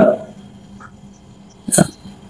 Imam Al-Harawi mengatakan, idza nasita ghairahu wa nasita nafsaka fi dzikri. Zikir sebenar zikir itu, nah ini perhatiin, zikir itu bukan nyebut-nyebut. Itu ritual zikir. Itu ritual zikir. Sedangkan hakikat zikir bukan itu. Apa hakikat zikir? Idza nasita ghairah. Jika engkau lupa kepada selainnya. Wa nasita nafsak, bahkan engkau lupa dirimu sendiri, fi dzikrika, dalam zikirmu. Orang kalau dia lupa tidak memandang dirinya zikir, dia merasa berzikir nggak? Dia merasa berhak dapat pahala nggak? Dia sendiri tidak memandang dirinya zikir. Ya. Jadi kalau zikir, yang terjadi kalau zikir gimana? Mulai mata merem, pikiran kemana-mana nggak? Ya, biasanya gitu. Ya, kalau mulai takbir, maka pikiran kita macam-macam. Nah, maka zikir itu, zikir level 1, melupakan semua itu. Bahkan melupakan diri sendiri. Kok susah zikir ya? Nah, merupakan itu. Nah, bagaimana cara pintas untuk itu? Maka datanglah seseorang kepada Nabi bertanya, wahai Rasulullah, siapakah kekasih Allah? Nabi jawab, orang yang jika mereka dipandang, memandang mereka membuat engkau ingat Allah. Nah, cari guru itu namanya mursyid. Cukup pandang mereka, kita terhantarkan untuk ingat Allah, lupa kepada selain Allah. Nah, itu yang disebut al-mursyid al-kamil, mursyid yang ideal. Maka memandang, mengingat guru seperti itu menghantarkan kita kepada zikir level pertama. Itu sudah hebat. Orang kalau mati dalam berzikir seperti ini, mati husnul khatimah. Ya, jadi kita ingat dia, kita tidak ingat sosoknya, tapi kita ingat ajaran dia. Itu cukup dengan memandangnya, kita kemudian terarahkan untuk memandang zikir-zikir yang diajarkannya. Ini level 1. Yang ini yang didapat oleh orang-orang belajar zikir dan talqin. Ya, oleh karenanya mengambil baiat tariqat memang tidak wajib menurut Syekh Faqirullah Ibn Abdurrahman Al-Hanafi, tapi belajar zikir hukumnya wajib. Baiat tariqat tidak wajib, karena tariqat itu hasil ijtihad para ulama, tapi zikir itu bukan ijtihad ulama, perintah langsung dari Allah SWT. Nah, oleh karenanya zikir level 1 itu fana fi syekh. Orang cinta kepada gurunya. Jadi kenapa zikir itu nggak pernah bekerja? Karena belum punya guru. Kenapa zikir belum berefek? Karena zikirnya belum punya mursyid dan belum cinta kepada mursyidnya. Nah, ini bukan cinta syahwat, nah ini cinta nur.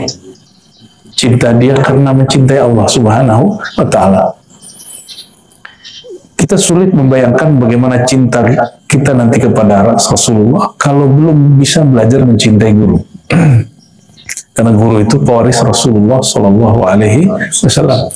Sulit membayangkan bagaimana Abu Bakar berkorban untuk Nabi, semua hartanya, bahkan putrinya dikasih untuk Rasulullah. Itu kalau orang belum punya pengorbanan kepada gurunya. Ya, nggak disuruh antum nyerahin putrinya ke aneh, bukan, enggak. Ini cuma ilustrasi aja, kias ya. Oleh karenanya mulailah ya mencintai guru dengan mengirimkan doa suratul Fatihah ya. Nanti akan mulai muncul tuh rasa rindu kepada guru, itu awal zikrullah.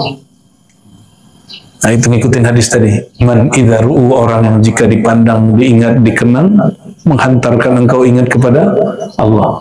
Jadi kalau orang banyak teori-teori dari sholat khusyuk, ya nggak apa-apa lah, itu teori mereka lah. Ternyata Rasulullah sudah berikan panduan mudah. Cara mudah khusyuk adalah punya guru. Ya, maka kita tidak mempersoalkan ketika ada satu aliran thariqah di Naqsybandiyah, Syekh Qadrul Yahya, ya beliau mengizinkan muridnya memandang wajah dia, foto dia. Ya, cuma orang tidak paham dianggap itu khurafat ya. Dan kalau orang Banjar tuh suka ingat abah guru sekumpul dipajang di rumah ya. Bahkan ada yang melukis Datuk Kalampayan ya, abah ya. Itu kan untuk koneksi cinta kepada sang wali Allah ya. Apakah itu boleh? Ya, bagi orang yang membolehkan foto, gambar, maka itu tidak masalah. Tapi yang mengharamkan foto gambar ya sudah nggak usah pasang di rumahnya. Ya, foto pakai matanya, simpan di hatinya. Ya, gaya bener ya, kayak bisa aja. Ya. Dan anehnya orang mengharamkan foto guru, tapi di handphonenya banyak sekali foto ya, bukan guru-gurunya. Baik, itu zikir level 1. Zikir level 1 bukan langsung ingat Allah, tapi mencari dulu jalan yang menghantarkan kita kepada Allah. Itu zikir. Ya. Oleh karenanya guru adalah babullah. Guru itu pintu menuju Allah. Namun jangan salah paham, guru sejati siapa? Rasulullah SAW. Maka beliau mengatakan, innama bu'itsu mu'allima. Aku diutus sebagai, tugasku sebagai guru. Jadi sebenarnya guru-guru hari ini itu tidaklah mereka bercahaya kolbunya, kecuali dia kolbunya harus terhubung kepada guru sejati Rasulullah SAW.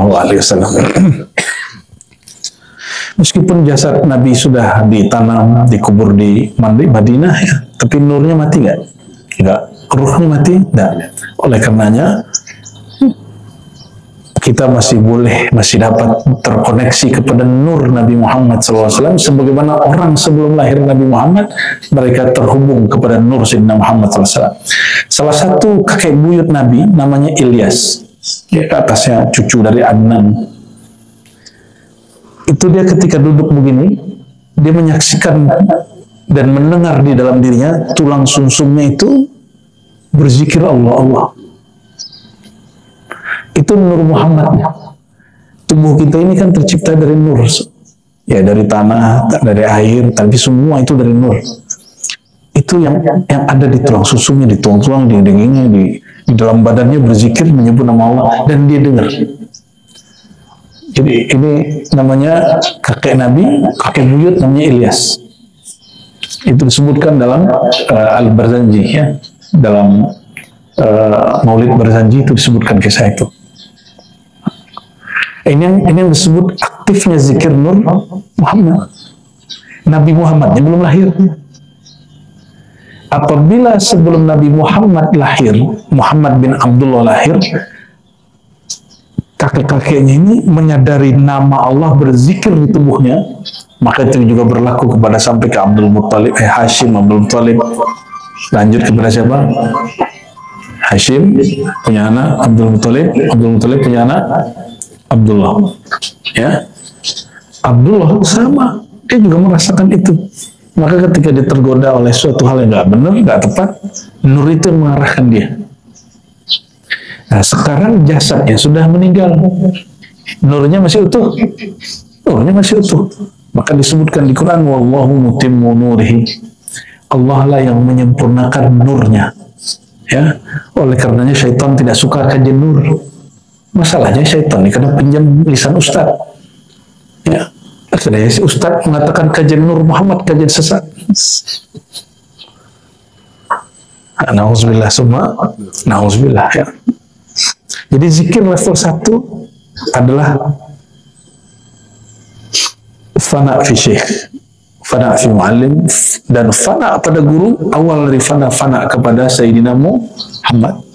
Fana fi Sayyidina Muhammad, awal dari fana fillah, awal dari fana lembur karam cinta kepada Allah Subhanahu wa Ta'ala, ya. Jadi tidak usah repot-repot hilangkan dunia, tidak bisa. Ya, ingat saja, ya, rasakan guru kita di depan. Insya Allah langsung hilang itu pikiran dunia. Insya Allah, ya. Guru yang mengajarkan zikrullah. Jadi kalau susah sekali sholat khusyuk itu, nggak usah bayangkan Ka'bah. Ka'bah itu batu bata, ya. Ingat orang yang ajarkan kita zikir, karena ruhnya terwaris dari rohani Rasulullah SAW. Maka lebur dalam ingat orang pewaris Rasul ini, hilang wajah dia, muncullah nur Nabi Muhammad SAW. Ya. Oleh karenanya di dalam Kanzul Ma'rifah itu, Syekh Muhammad Arsyad Al-Banjari mengatakan, jalan pintas menuju Allah salah satunya adalah engkau mengetahui bahwa dirimu, asal tubuhmu, jasadmu, jiwamu berasal dari nurullah, nur Muhammad sallallahu alaihi wasallam. Ya. Ya, jadi tiadalah tubuhku, tiadalah jasadku, tiadalah jiwaku, tiadalah darahku, tiadalah dagingku, tiadalah tulangku, tiadalah sumsumku, tiadalah kecuali dari nur Muhammad SAW. Ya. Kalau itu di Banjar, kalau di Padang, Sumatera Barat lain lagi, ya. Mereka buat syair. Guru-guru saya itu waktu kita talqin tarekat Samaniyah dulu, mereka buat syair. Syekh Abuya Hasan Basri yang mengajarkan saya tarekat Samaniyah, beliau bersyair seperti ini. Awalnya nur, akhirnya nur. Di dalam nur sama Allah. Awalnya nur, akhirnya nur. Di dalam nur basarnya Allah. Terus sampai akhir. Sifat ma'ani yang 7. Awalnya nur, akhirnya nur, habislah nur, bertajallilah Allah. Nah, cuma itu kita urai dalam syair yang baru, ya. Tajalli itu fana fillah baqa billah, ya. Kita juga tidak sembah nur, ya. Kita tidak sembah nur, karena nur pasti juga padam. Nur dicipta Allah, kecuali nur zat Allah itu tidak ciptaan.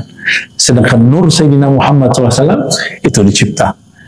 Nah, nur yang ada di guru, ini kalau teman-teman merasakan zikir itu connect. Nah, tadi susah sekali connectnya itu. Ya, kita ajak lagi, lepas lagi, ajak lagi, lepas lagi, ngantuk soalnya. Kita ajak lagi, lepas lagi, terakhir dapatlah dikit ya. Allah mulai dapat ya. Allahu haq, Allah mulai dapat dikit. Ya, udah dapat dikit dah kita stop aja daripada terlepas lagi. Ya, kayak orang lagi main saham atau Bitcoin ya. Pas lagi naik dikit udah ambil aja dah daripada turun lagi. Ya. Jadi mimpin zikir itu nggak hanya asal mimpin, dia harus bisa menangkap ya, dengan izin Allah getaran kalbu orang. Ini kalbu nggak bergetar nih.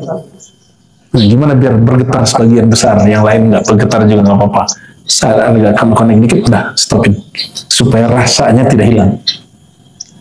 Ya, jadi zikir itu yang penting sesaat. Kenapa zikir itu 33, 100? Belum tentu terima semua. Mungkin yang nomor 33 aja diterima. Dari 100, dari 1 sampai 99 tidak terima, yang diterima yang ke 100. Ya, biasanya begitu. Kata Nabi, ini kias nih, walaupun ini tidak cocok. Kata Nabi, kalau kamu makan ada remahan, ya, bahkan ada yang lengket-lengket di tangan, jangan langsung dibuang, dicuci, ya, diambil dulu makan, bukan dijelajah, itu bukan, ya, diambil dengan elegan lah. Siapa tahu di situ ada berkah, ya.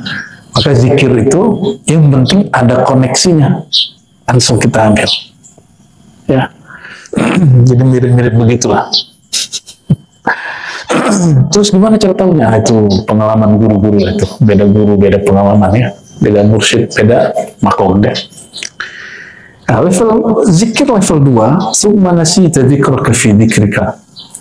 Engkau tidak hanya lupa selain Allah dan lupa dirimu, sekarang nasita dzikraka, engkau lupa dengan zikirmu sendiri. Fi dzikrika, di dalam zikirmu. Jadi nanti ada masa diajak zikir, keasikan tahu-tahu sudah 1000. Nah, itu level 2 itu. Ya, tahu-tahu sudah hilang. Orang sudah berangkat, kita gitu ya. Itu namanya an-naumu fi dzikr. Tertidur dalam zikir. Jadi boleh nggak tidur dalam zikir? Boleh. Itu nikmat. Karena tidur itu hanya terjadi saat gelombang otak seseorang tenang. Apabila dia tertidur dalam zikir, itu hadiah dari Allah SWT, ya. Tapi kalau zikir tidur sebelum zikir, lain cerita itu. Ente yang mana, Cung? Bisa dua-duanya. Yang barusan kayaknya sebelumnya tuh ya. Coba rasakan nanti zikir tutup ketiduran. Itu nikmat sekali itu. Nikmat sekali. Betul ya? Cuma jangan lagi sholat ketiduran, itu nggak masuk gitu. Ini yang disebut fana. Kalau tadi fana an ghairillah, fana dari selain Allah, sekarang fana dalam zikir. Ya. Dan ini mustahil terjadi kecuali bagi orang yang sudah talqin zikir. Illal majzubin, kecuali orang yang jazab, dan itu 1 dalam 10.000, 1 dalam 1 juta orang. Ya. Jangan minta majzub, nanti akalnya dicabut. Ya. Harus talqin, suluk, ya, barengan jazab, itu hadiah nanti.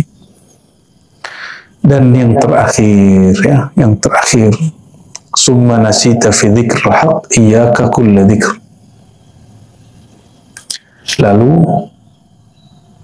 zikir yang ketiga, engkau lupa dalam mengingat Allah, iyyaka, kepada engkau, kulla dzikrin. Ya, maksudnya adalah tidak menyaksikan diri kita yang berzikir. Sebenarnya yang dapat ingat Allah itu hanya Allah itu sendiri. Kita ini hanya sebut nama dia. Qalbu hanya sebut nama dia. Jadi yang dapat ingat Allah itu, coba ingat orang tuanya, bisa ingat? Baiknya hidup atau sudah meninggal, bisa ingat? Kenapa? Sudah pernah jumpa? Dulu kita pernah jumpa Allah. Pernah di alam ruh. Perjumpaan itu disebut musyahadah. Tapi ada yang ingat gak sekarang? Ketutup oleh otak ini. Maka otak ini dia harus fana dulu. Istirahatkan dia dulu, baru nanti ruhnya ingat. Maka apabila ruh ingat, mengingatnya dengan cara tanpa cara. Maka teman-teman kalau mulai rindu kepada Allah, itu rindunya mulai guru, rindu kepada Rasulullah, baru mulai rasa nangis. Ya, orang rindu nangis gak? Ya, pasti mulai nangis. Ya, nah, dia nggak tahu kenapa saya nangis. Itu mulai rindu, ruhnya mulai kurang. Ya, kita kalau ingat orang-orang yang kita sayangi, kita pasti nangis. Ya, jadi zikir tertinggi itu kata Imam Al-Harawi, apabila engkau diberi kesadaran bahwa yang berzikir sebenarnya bukan engkau, tapi yang berzikir kepada Allah itu sendiri. Berarti fana'lah ini, baka'lah Allah. Fana'lah diri, baka'lah ilahi. Jadi yang ingat aku, hanya aku, kira-kira gitu. Maka zikirnya bukan la ilaha illallah lagi, bukan la ilaha illahu lagi. Kalau yang berzikir Allah, apa lafaznya? Allah berkelan ke Nabi Musa, "Hai Musa, innani anallah, la ilaha illa ana." Ya Musa, akulah Allah, tiada Tuhan selain aku. Karena dia mengingat dianya. Aku itu mengingat sang aku. Itu. Kesadaran kepada keakuan Allah itu mustahil terjadi kecuali menghancurkan keakuan ini. Jadi mohon maaf, mau sudah berijazah tarekat, mau udah mursyid, mau udah kata wali lah kata orang, tapi kalau masih menyisakan dalam diri ini aku yang berzikir, aku orang tarekat, aku orang hebat Nur Muhammad, aku orang berilmu, aku masih ada akunya diri ini, orang itu tidak akan merasakan zikir sang maha aku. Ya, nah, semoga ke depan ikuti saja guru-guru kekasih-kekasih Allah. Karena kekasih itu lebur dalam cinta kasihnya, maka tiadalah aku dia kecuali aku kekasihnya. Jika benar kita sayang kepada Rasul, tiada lagi aku diri kita, yang ada akunya Rasulullah SAW.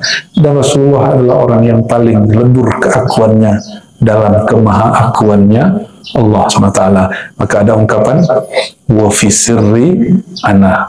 Di dalam sir itu engkau punya kesadaran, bukan engkau lagi yang menyebut, bukan engkau lagi yang mengingat aku, hanyalah aku.